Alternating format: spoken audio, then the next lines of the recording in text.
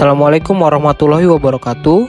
Melalui video ini saya akan menjelaskan terkait aktualisasi saya dalam optimalisasi pencegahan kebakaran hutan dan lahan melalui pemetaan areal rawan terbakar di KPH Tanah Tidung. Aktualisasi ini didampingi oleh Coach Bapak Adi Zulkifli ST, Mentor Ibu Rohaniati Eshut, dan diuji oleh Bapak Herman S. Sos MHP. Adapun saya sendiri sebagai peserta adalah Anggun Naifi yang ditempatkan sebagai ahli pertama pengendali ekosistem hutan di UPTD KPH Tanah Tidung. Kegiatan aktualisasi selalu diawali dengan konsultasi bersama atasan, mentor, dan rekan kerja atau rekan sejawat. Kegiatan 1. Pemetaan lokasi lahan pertanian atau ladang berpindah masyarakat melalui citra satelit. Tahapan pertama yakni penggalian informasi mengenai lokasi pertanian atau ladang berpindah. Terdapat 4 kecamatan yang sering membuka lahan, mulai dari Kecamatan Murukrian, Betayau, Sesayap, dan Sesayap Hilir dengan jumlah suku dominan adalah 10 suku. Terdapat 3 diantaranya seperti Dayak Blusu, Lundaye, dan Kenya yang memiliki budaya berladang. Berdasarkan kalender musim mereka, ladang berpindah dimulai sejak Juli sampai dengan September di setiap tahunnya khususnya untuk pembukaan ladang. Yang kedua yakni pengumpulan data citra satelit Sentinel-2 dan analisis lokasi dengan penampakan tutupan lahan, di mana terdapat total 58 citra yang dikumpulkan sejak tahun 2017 sampai dengan 2022 pada kawasan KPH Tanah Tidung, di mana jenis citra mulai dari Landsat 8, 9, dan Sentinel-2 diunduh melalui laman Earth Explorer, di mana hasil analisis berupa tutupan lahan yakni berkisar antara 30 sampai 573 hektar pembukaan lahan atau lahan terbuka yang ada di Kabupaten Tanah Tidung. Maksimal pembukaan lahan oleh masyarakat antara 1 sampai 2 hektar per orang untuk ladang berpindah. Kemudian dilakukan visualisasi kegiatan melalui pembuatan peta lokasi ladang berpindah. Kegiatan kedua, pembuatan database peta dan pemetaan areal rawan kebakaran hutan dan lahan.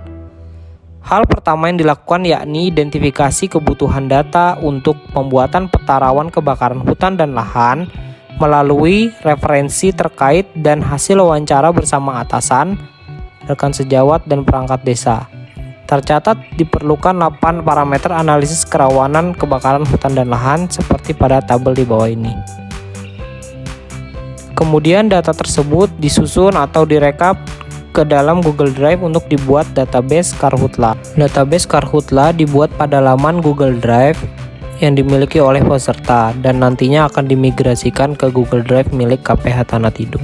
Kemudian database yang ada dilakukan tumpang susun dengan perintah union di aplikasi ArtsMap yang kemudian dilakukan penyesuaian kolom serta topologi. Setelah dilakukan tumpang susun, dilakukan analisis untuk memperoleh areal prioritas rawan kebakaran yang ditentukan dari hasil scoring dan dilakukan tumpang tindih dengan peta titik panas atau hotspot serta peta desa. Desa yang memiliki titik mengumpul atau titik panas mengumpul dijadikan areal prioritas dengan kisaran skor antara 1 sampai dengan 5.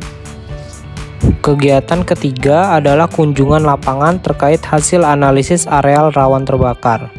Hal pertama yang dilakukan yakni adalah pembuatan telaahan SAP untuk diajukan sebagai surat perintah tugas atau SPT tentang patroli fungsional. Kemudian dilakukan ground check kedua desa yakni Desa Kujau dan Mendupo. Dua desa ini dipilih karena memiliki titik panas atau titik hotspot yang mengumpul pada tahun 2021 dan tingkat kerawanan areal yang tinggi. Kita sedang berada di Desa Mendupo.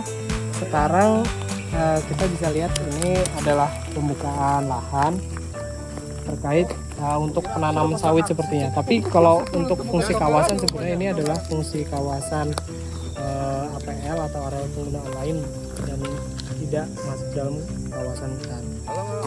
Tapi secara peta kerawanan nanti kita akan cek apakah dia masuk kerawanan tinggi, sedang, atau rendah.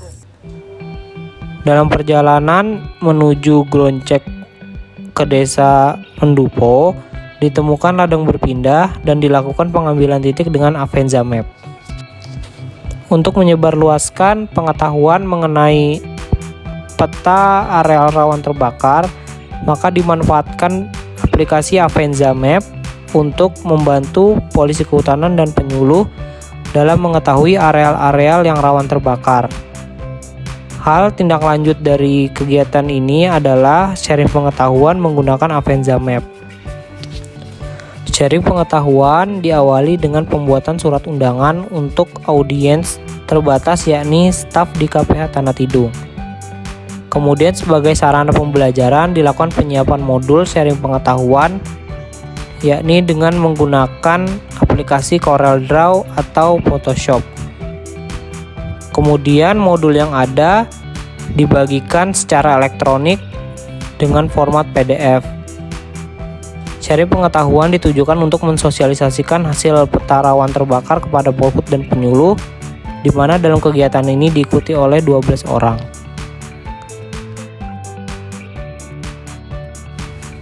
Kegiatan terakhir yakni monitoring dan evaluasi. Dalam kegiatan monitoring dilakukan pengawasan kemajuan dalam penyelesaian aktualisasi melalui lembar atau laporan mingguan, di mana terdapat 4 laporan mingguan untuk pelaksanaan kegiatan aktualisasi. Sebagai bahan evaluasi, dilakukan penilaian pada Google Form. Hasil pengisian oleh 9 respons diperoleh pendapat seperti hal berikut.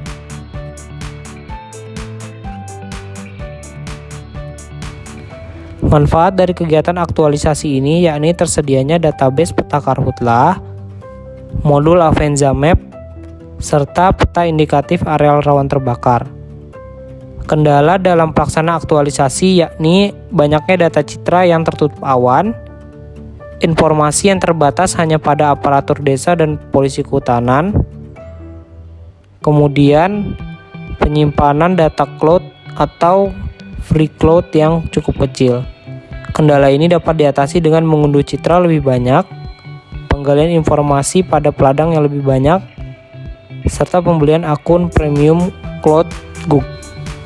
Dari penerapan nilai berakhlak, yang paling dominan adalah nilai kompeten, harmonis, adaptif, dan kolaboratif.